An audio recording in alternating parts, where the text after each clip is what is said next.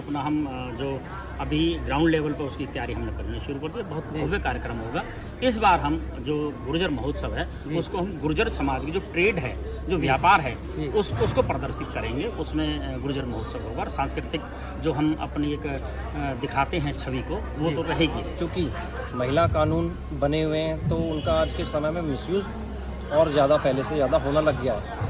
मैं ये नहीं कहता कि सभी महिलाएं गलत हैं, सभी महिलाएं मिसयूज़ कर रही है, नहीं। आज ज़्यादातर देखा जाता है, लेकिन ज़्यादातर देखा जाता है तो महिला कानूनों का दुरुपयोग हो रहा है। केसेस भी नंबर के हिसाब से बढ़ते जा रहे हैं, हर स्टेट में बढ़ते ही जा रहे हैं। तो वो उनको वैसे परिवार ही ऐसा देखने जाना चाहते हैं कि जो परिवार ही एकल हो, और उनसे भी वो लड़कियां कई बार अलग होना चाहती हैं कि वो अपनी दखलंदाजी नहीं चाहती, अपनी सास की दखलंदाजी नहीं चाहती।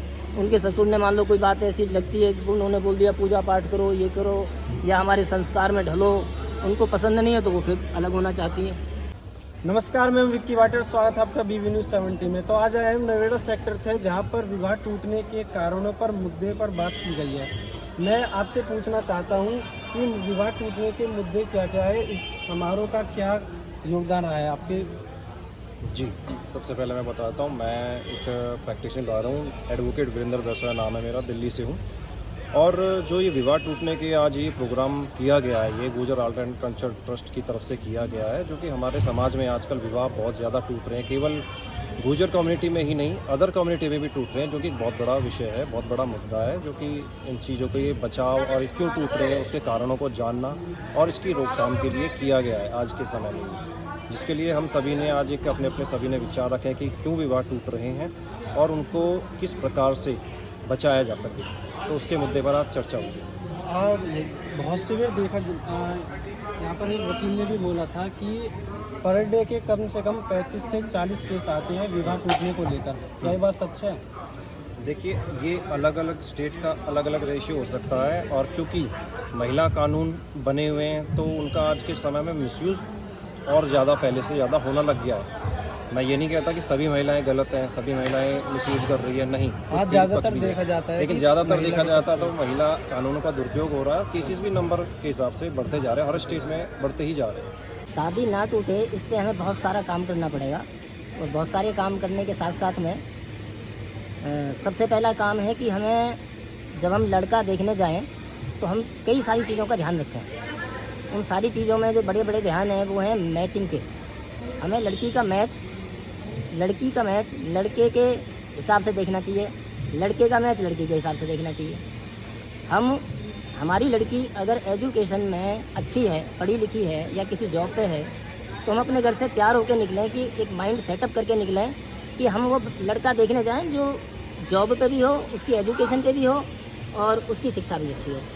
आज इंदिरा गांधी कला केंद्र नोएडा सेक्टर 6 में G Gurjar art and culture trust ने एक कार्यक्रम किया। कार्यक्रम का जो परिचर्चा का विषय रखा वो रखा हमने समाज में विवाह टूटने के कारण और उनका समाधान जी। और यहाँ समाज की बहुत अच्छी खासी संख्या आई जिन्होंने इस विषय पर चर्चा किया, उसके कारण पे और उनके समाधान पर भी काफ़ी चर्चा हुई जी। इसमें कार्यक्रम में जो भी विचार रखे लोगों ने, और उसमें दहेज की बात भी हुई कि दहेज नहीं लेना चाहिए।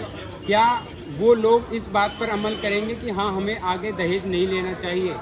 जी बिल्कुल।